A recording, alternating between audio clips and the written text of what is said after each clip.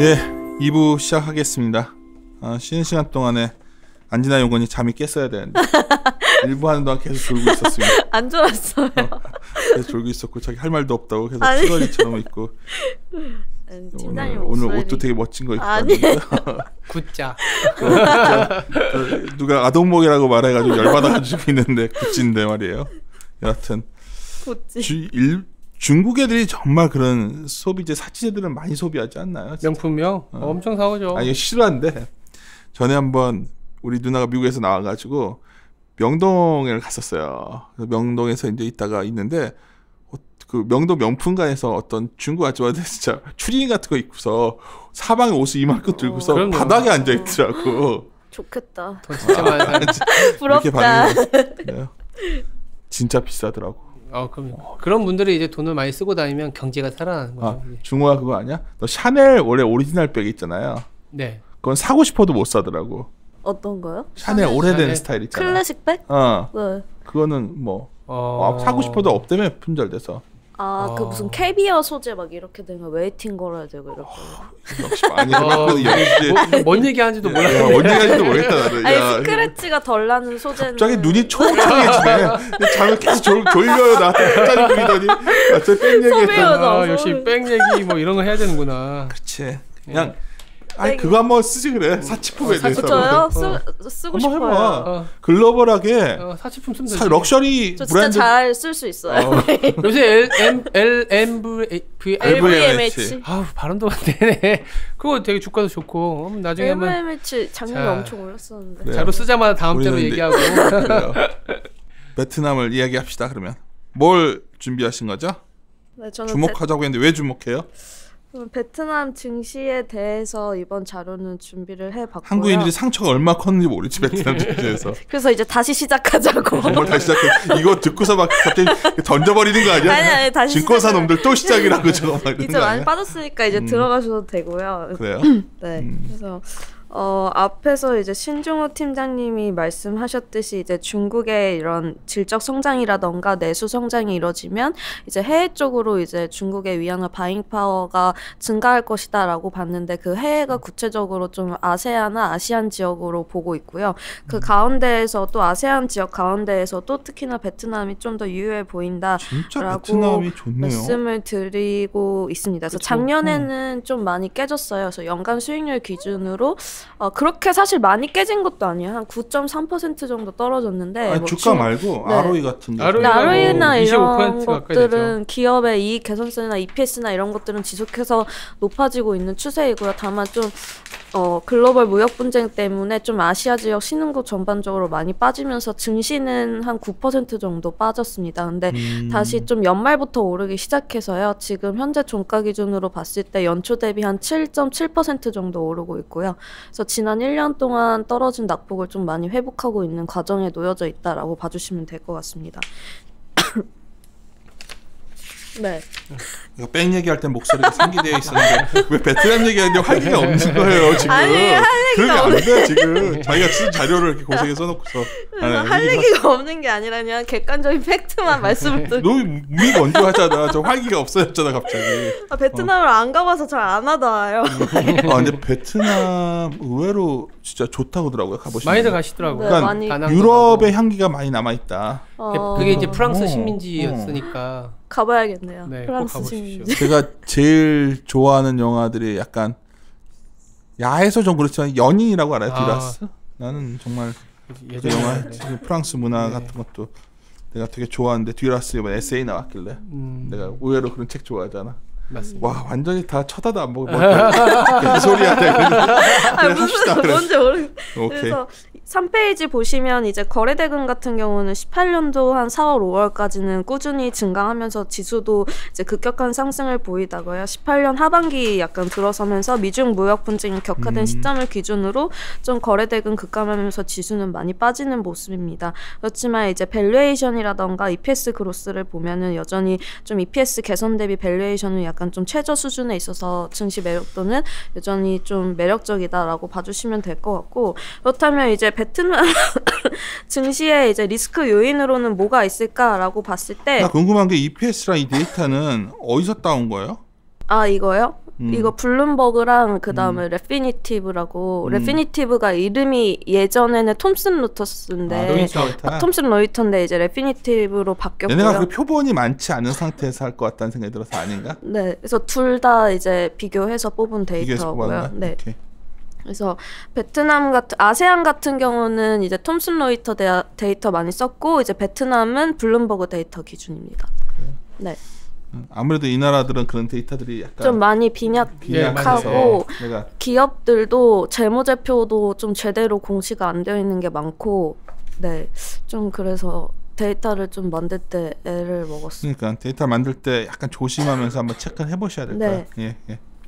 그렇게 봤을 때 이제 베트남 증시에 이제 2018년도에 가장 큰 급락의 원인으로 작용했던 이런 무역 분쟁에 대해서 한번 체크를 해보자라고 보면은 베트남 같은 경우는 대외 의존도가 굉장히 높습니다. 그렇죠. 특히나 중국에 대한 의존도는 2 정도로 16% 정도로 크게 차지를 하고 있고 이제 4페이지 보시면 이제 베트남의 주요 수출입 국가가 G2 국가입니다. 그래서 미국과 중국의 수출입 비중이 가장 높고요.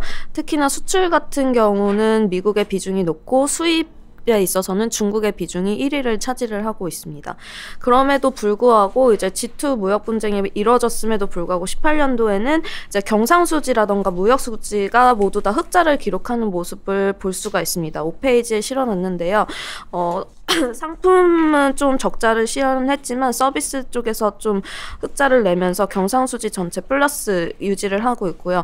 무역수지 같은 경우도 이제 대미 같은 경우는 지속해서 흑자를 유지를 하고 있고 중국에 관해서는 좀 적자를 유지를 하고 있지만 적자폭을 좀 더 줄여가는 추세로 봐주시면 될 것 같습니다. 그래서 18년도에 어떻게 보면은 미중 무역 갈등으로 인해서 얘네들이 피해를 많이 봤다라고 보시는 견해도 많은데 의외로 얘네들이 좀 수혜를 볼 수도 있다라고 봐주실 수 있어요. 의외가 아니라 실질적으로 네. 미국이 굉장히 베트남 우호적이에요. 우호적이고 전쟁을 치렀던 나라에도 불구하고 네, 맞아요.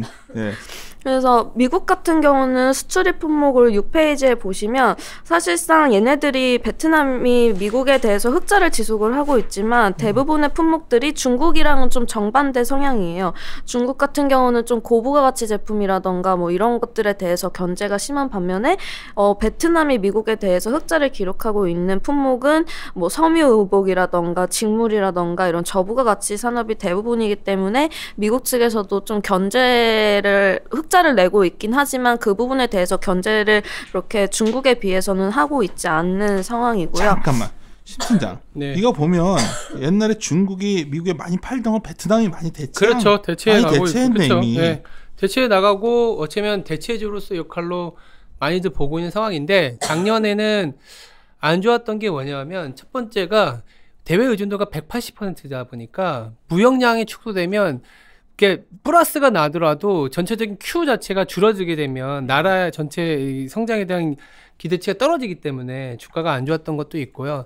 거기다가 얘가 그 베트남 동 같은 경우에는 달러에 페그가 돼 있어요. 페그제더라고. 네, 그래서 달러가 강해지게 동이죠, 되면 동. 네, 동이죠. 달러가 강해지게 되면 중앙은행 입장에서는 이 달러가 강해진 거에 맞추기 위해서 베트남 동에 대한 즉 이제 달러를 많이 사야 되거든요.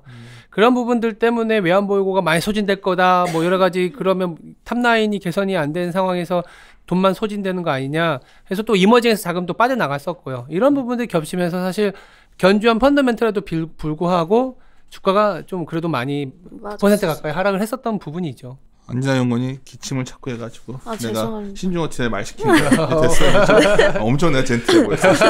그러면 계속하시죠. 예. 그래서 미국 같은 경우는 실질적으로 베트남에 대해서도 뭐 말씀하셨듯이 굉장히 우호적이고 그렇기 때문에 이제 약간 정상회담 같은 거 개최도 이제 베트남에서 하는 게 대부분 영유권 분쟁 지역인 이런 남중국해에서 그래. 이제 중국의 세력을 좀 견제하기 위한 뭐 그런 베트남의 지리적인 이점을 활용하고 있고 뭐 그러한 북미 정상회담도 이러한 것에 약간 좀 연장선으로 봐주시면 좋을 것 같고요. 베트남이 우리도 전쟁을 했던 적대국이었음에도 불구하고 네. 상당히 좀 친밀감을 느끼는 거. 미국이 의외로 그게 내가 많이 지금 느꼈거든요. 예전에 베트남 자료 쓸 때 베트남 이제 그 문화와 관련된 책도 읽고 그랬었는데 베트남이 그럴 수밖에 없는 이유는 자기들은 한 번도 패배자라고 생각하지 않아요. 적국이긴 하지만 내가 다 이겼거든. 미국도 이겼고 중국도 이겼거든요. 그래서 내가 이긴 사람인데 니네들이 나한테 경제 협력을 하겠어? 그럼 오케이죠. 우리는 일본 같은 경우에는 그러니까 우리가 약간 식민지였고 해서 뭔가 받아야 되고 이런 부분이지 않습니까? 그게 약간 다르더라고요. 그리고 중국에 대한 입장은 옛날 베트남이 중국 애들이 막 쳐들어오르면 싸우고 많이 했었더라고요. 네, 맞아요. 그래서 중국을 그렇게 좋아하진 않는 것 같더라고 베트남이. 맞나? 근데 뭐 어떤 나라나 항상 그 정치적으로 하고 경제적으로는 다른 부분이기 때문에 그러니까 돈이 들어오는 부분에 대해서는 충분히 지금 교감이 많은 상황이에요. 돈도 많이 들어가고 있고요. 특히 미국에 많이 들어가고 있죠. 네. 말을 끊어가지고 안진아 연구원이 삐졌어. 빨리 하시죠. 아니. 네. 그래서 미국의 주요 수출입 품목을 보면은 이렇고요. 그다음에 중국에 대해서 보면은 좀 지속적으로 적자를 기록을 하고 있긴 하지만 이제 주요 수출 품목을 보면 좀 미국과는 다른 양상입니다. 그래서 수출 품목이라던가 수입 품목이 대부분 이제 기계라던가 컴퓨터, 전자제품 뭐 이러한 것들의 고부가 가치 제품에 좀 몰려 있는 모습을 볼 수가 있고요. 중국 쪽에서도 좀 내수가 커가면서 이런 소비가 증가하면은 이제 이런 쪽에 고부가 가치 제품의 소비라던가 이러한 것들도 점차 수출이 증가하면서 적자폭을 좀 더 개선을 해갈 수 있는 여지가 남아있다라고 봐주시면 될 것 같습니다. 그래서 G2 무역 분쟁으로 인해서는 사실상 그렇게 피해가 생각만큼 크지는 않다라고 봐주시면 될 것 같고 이제 노동 생산성에 대한 이런 중국을 대체하는 인구도 굉장히 노동 인구도 풍부한 상황이에요. 그래서 30대 이하가 인구 비율이 50% 이상이 넘고요. 노동 인구 비율이 한 70% 정도이기 때문에 이런 저렴한 노동 임금이라던가 이제 풍부한 노동력을 바탕으로 이제 중국을 대체할 생산 기지로서의 역할도 할 수 있다라고 봐주시면 될 것 같습니다. 그리고 두 번째 요인으로는 외국인 직접 투자 유입액이 증가하고 있다라고 봐주시면 될 것 같아요. 그래서 페이지 8페이지 보시면 이제 등록 FDI라던가 신규 FDI 뭐 이런 외국인 유입액을 좀 종류별로 나누어서 실어봤는데요. 그래서 신규라던가 추가 FDI 유입액이 이제 증가하면서 베트남으로의 이제 외국인 투자들 금액은 점진적으로 이제 증가하고 있다라고 봐주시면 될 것 같고 그렇다면 어느 업종에 좀 많이 분포가 되어 있느냐라고 보시면 이제 9페이지 보시면 될 것 같습니다. 그래서 산업별로 이제 신규 FDI 유입액을 이제 발라보면은 이제 제조업이라던가 그리고 뭐 전기나 가스 약간 이런 인프라 뭐 경제가 이제 발전하고 좀 도시화되는 과정에서 이런 인프라라던가 제조업 쪽에 많이 유입액이 들어오고 있고요. 그 다음에 부동산 업종에는 이제 꾸준히 유입액이 증가하는 모습을 볼 수가 있습니다. 그래서 다시 8페이지로 돌아가시면 그래서 신규 유입액 중에서 이제 제조업이라던가 부동산 업종에 대부분 몰려 있기 때문에 한 73% 정도가 몰려 있습니다. 그래서 해당 관련 업종에 대해서 좀 봐주시면 좋을 것 같고요. 자랑스럽다. 한국이 이렇게 많이 들어가요? 네, 국가별로 봤을 때도 네, 한국은 10페이지에 실어놨는데요. 한국이 가장 높고 이제 좀 아시아 쪽에서 많이 대체적으로 들어가는 추세예요. 그래서 일본에서도 최근에 부동산 쪽으로 많이 들어가고 있고요. 중국도 마찬가지로 제조업이나 부동산 위주로 많이 유입액이 들어가고 있는 추세입니다. 아까 처음에 제 파트에서 부동산 자금이 많이 들어간다고 말씀드렸던 거하고 조금 네. 같은 이제 연장선상에서의 데이터인 것 같습니다. 한국이 정말 베트남 투자 많이 했거든요. 네. 삼성전자가 대표적이잖아요. 그거 외에도 부동산도 투자 많이 부동산도 했고 많이 했고 주시장도 시총 비중이 몇 프로인가 네, 맞아요. 네. 엄청 들어가 있어요. 근데 그래서 내가 아까 베트남 다시 봐야 된다 했을 때 막 어떤 분이 던질 것 같다니까 그때. 그래도 많이 수익이 난 상태고 그쵸. 여전히 성장이 많이 되는 국가이기 때문에 지금 사실, 네. 네. 연간 기준으로 봤을 때 작년만 빼고 다 플러스 기준으로 계속 수익률을 냈던 거고요. 19년에도 마이너스 말고 다시 플러스 전환할 그러니까. 것으로 보고 있고, 네.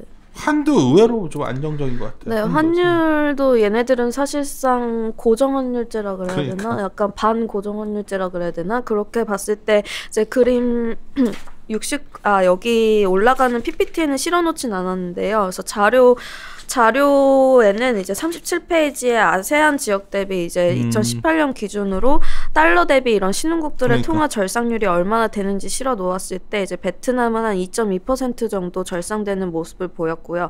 뭐 필리핀 4.4%, 인도네시아 4.0% 뭐 이런 애들 대비 좀 통화 절상률이 좀 다소 제한적인 모습이었다라고 볼 수 있습니다. 그래서 이러한 이유로는 이제 앞서서 말씀드렸듯이 뭐 무역 분쟁에도 불구하고 경상수지 수지라던가 이런 무역 수지가 지속적으로 흑자를 기록하면서 좀 사상 최대 흑자 기록을 했거든요. 그러면서 이제 외국인들의 뭐 유입 투자액도 증가를 하면서 외환 보유고가 늘어났다. 그러면서 환율 쪽에서도 이런 변동률이 다소 좀 제한되는 모습을 이런 기타 아세안 지역보다는 좀 제한적인 모습을 나타냈다라고 봐주시면 될 것 같습니다. 그래서 환율이랑 외환보유고를 같이 그려보면은 좀 되게 환율이 좀 다른 기타 신흥국 대비 안정적인 모습을 보이면서 외환보유고도 점진적으로 늘어나는 추세를 보이고 있고요. 그에 따라서 12페이지 보이면 환율이랑 외환보유고 그리고 외국인 누적 순매수를 그려보면은 18년도에 뭐 많이 증시는 빠졌다고 해도 외국인들의 누적 순매수 추이는 엄청 가파르게 증가하고 있는 추세이거든요. 그래서 이러한 것들을 봤을 때 이제 베트남 증시는 지속해서 외국인 자급 수요 기대하면서 한 번 더 갈 수 있다라고 봐주시면 될 것 같습니다. 그렇게 보면은 이제 어느 업종단이 좋아 보이냐라고 세부적으로 들어가면 이제 13페이지에 이제 대표적인 베트남 증시인 VN이랑 VN30 인덱스의 시가총액 업종별 비중을 나타냈습니다. 그렇게 보면은 이제 금융이라던가 부동산의 비중이 가장 크고요. 네, 두 개 합치면 50% 이상이 되는 비중을 가지고 있고요. 그다음에 18년 연간 기준으로 봤을 때 14페이지 보시면 이제 부동산을 제외하고는 전부 다 이제 마이너스 수익률을 기록을 했습니다. 그래서 부동산 같은 경우는 이제 수익률도 좋고 그 업종 내에서 시총 비중도 크고 외국인들의 자금 유입도 많이 들어가기 때문에 좀 안정적으로 가져갈 수 있는 업종이다라고 봐주시면 될 것 같고 사실상 앞에서도 잠깐 말씀드렸는데 베트남의 업종 구분이라던가 기업들의 뭐 이런 재무제표 이런 것들이 확실하게 100% 완벽한 데이터라고 말씀을 드릴 수가 없어요. 왜냐면 안 나오는 것도 있고 그렇기 때문에 제가 15페이지에 실어놨는데 그래서 이런 프론티어 마켓이나 이머징 마켓에서 이제 업종이라던가 뭐 산업이 뭐가 좋아 보일까라고 기준을 생각을 해봤을 때 이런 순이익이라던가 뭐 그런 것들보다는 외형의 성장이 좀 지속적으로 나오는 애들 위주로 많이 업종을 고르려고 했고요. 그래서 매출액 CAGR은 이제 연간 성장률인데 최근 3, 4년 동안 이제 CAGR이 한 15%에서 20% 이상 나오는 애들 그리고 PSR 매출액 기준으로 낮은 애들이 좀 더 앞으로 모멘텀 가격 대비 메리트가 있다라고 봤을 때 이제 부동산 그리고 금융 경기 소비재 쪽으로 좀 접근하시면 좋을 것 같다라는 판단입니다. ETF가 뭐가 있죠? 여기 해볼 만한 거? 우리나라에서는 하나밖에 없고요. VN30 인덱스 추종하는 거 한 개밖에 없고 한 개밖에 없어. 네, 나머지는 뭐 나스닥에 몇 개 한 두세 개 정도 있고 그러니까 총 다 해봤자 한 5개 정도 별로 없을 것 같아요. 시총이 네. 적은 나라에서 네. 현재까지 ETF 투자하려면 또 막상 만만치가 않네. 펀드 가입하는 거 외에는. 네, 우리나라는 한 개. 직접 투자도 가능은 합니다. 네. 네, 증권사를 통해서 그리고 뭐 사실 이렇게 베트남을 쓰게 되는 이유는 중국의 변화도 있지만 가장 이제 제일 마지막에 펀드 플로우 쭉 보시면 네. 예.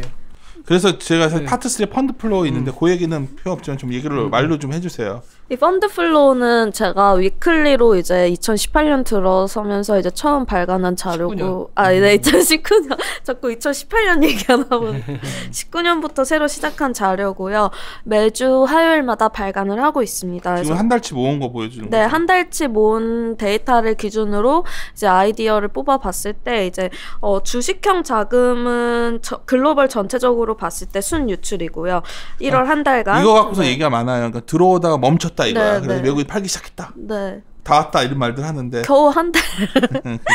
네, 그래서 최근 한 1, 2주 보면은 팔기 시작했고 그 전까지는 지속해서 들어오는 그렇죠. 모습이었고요. 채권형 자금 같은 경우는 좀 주식형 대비 많이 자금이 유입이 되고 있는 모습입니다. 그래서 지역별로 보면은 북미라던가 유럽 선진국에서는 주식형 자금이 좀 많이 빠져나가고 있는데 유일하게 들어오는 게 이제 아시아, 일본을 중심으로 한 아시아 지역이라던가 한국도 굉장히 많이 들어왔습니다.